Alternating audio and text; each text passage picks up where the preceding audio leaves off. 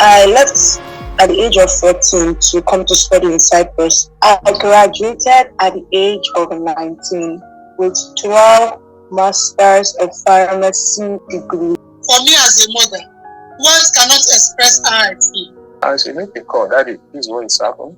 How do you feel? I said, I'm happy about it. If the Nigerian government improve the educational sector that is lacking, make the education standard yet affordable, then a lot of Nigerians will leave. My name is Promise Ayomide. I grew up in Abuja, to be precise. My family is not that large. We are 4 children. I schooled in Abuja also.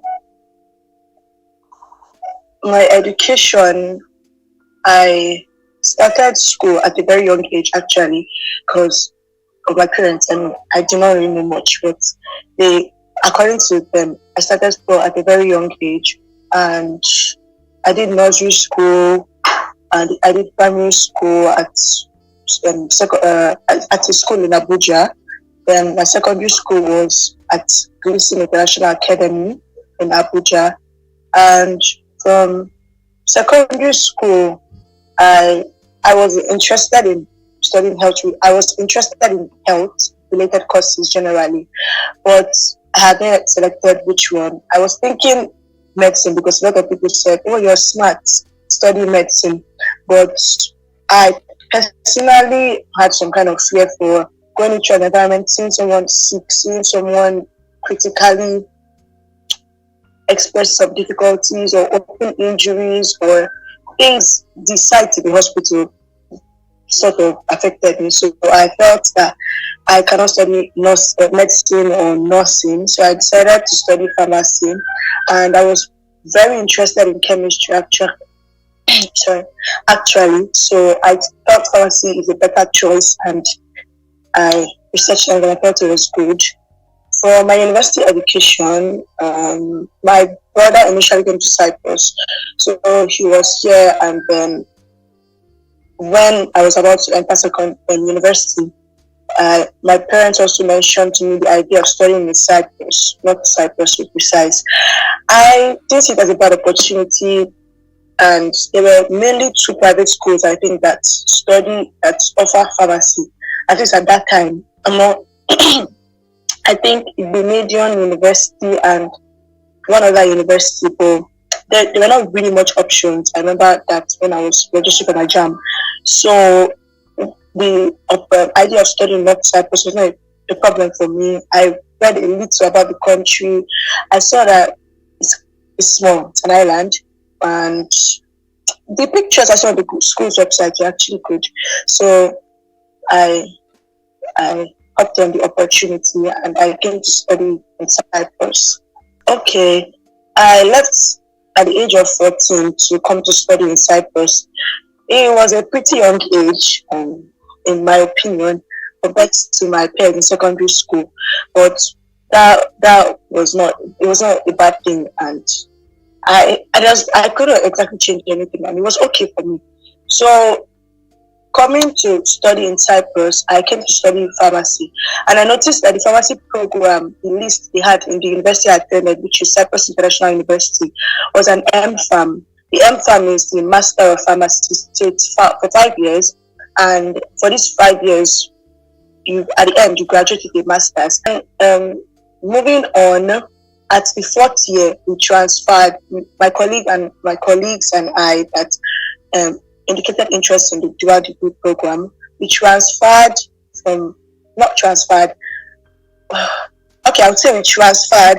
Cyprus International University, and we started attending our lectures and everything from the University of Rome to Vergata.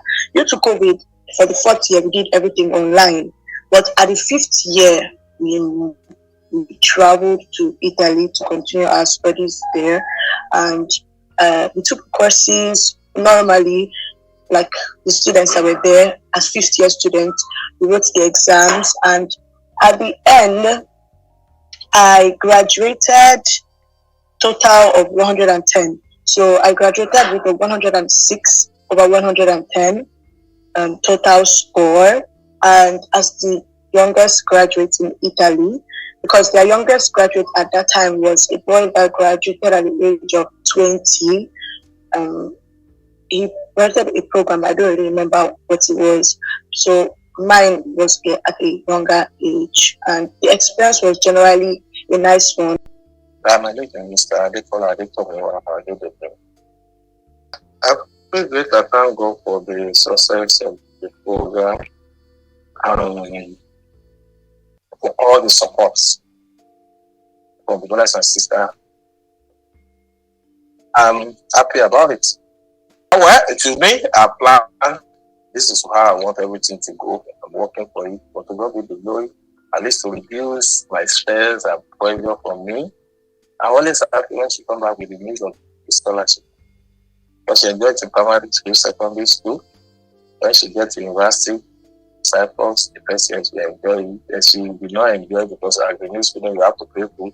The second and third year she enjoys 100% scholarship. Even this family she did for 1 year is 100% scholarship for your PhD or for your master's if you want. And when she came in for that, they have to approach her. When her name topped the list, that well, you are among the best students we have. You have interest to go to University of Togo, go for 2 years. And she made the call, Daddy, this is what is happening. How do you feel? I said, I'm happy about it. She said, the cost. I said, well, at least you have enjoyed 2 years scholarship. God will help us. You can go. My name is Adekola Titilayo Fumilayo. I feel so excited. I'm so happy. I feel so pleased. Words cannot express how I feel.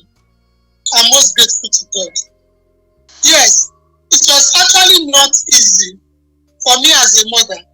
But one of the things that encouraged me was that our elder brother, Timothy Adekola, was already in Cyprus before she went to join him. So with him there, I felt a bit comfortable because I feel that as a big brother, he will also be there to guide her. I graduated at the age of 19 with 12 Masters of Pharmacy degree from Cyprus International University and University of Rome, Tor Vergata.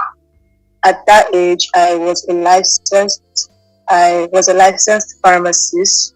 I became a licensed pharmacist to work in Italy.